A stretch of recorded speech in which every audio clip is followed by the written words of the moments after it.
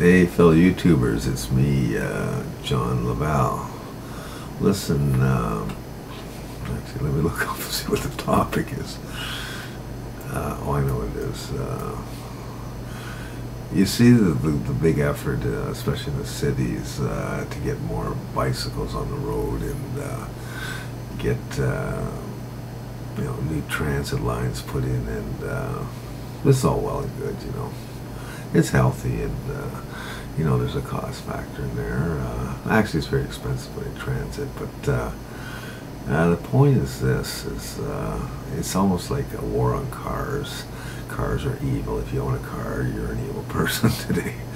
Something like that. And if you knew what the employment is that's wrapped around a car, I'll explain it to you. Car manufacturers, they don't actually manufacture cars, they assemble cars. All the majors, Ford, Chrysler, GM. Forgot GM, yeah. And so they assemble cars, and they have a million people working at their plants. Now,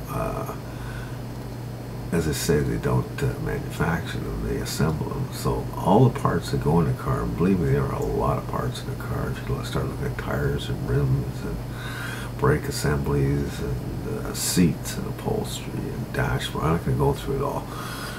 Dials and everything, grills, engine parts.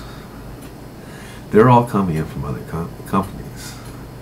Big contracts, a lot of employment. So this is what you call subsidiary companies are supplying these major companies their parts, and they're employing a lot of people.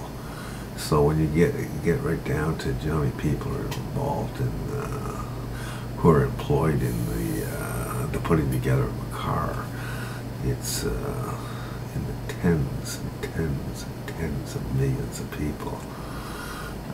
This is very, very important for the country. These are taxpayers, they pay taxes. That's how the country runs.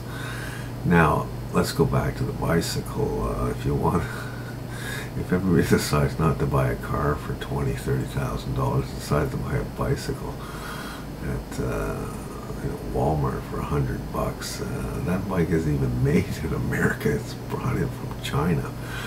The only people are making any money off is Walmart. How much are they making, and then how many people are they employing? Job loss, not good for the country. That whole car industry has to stay open, whether you like it or not.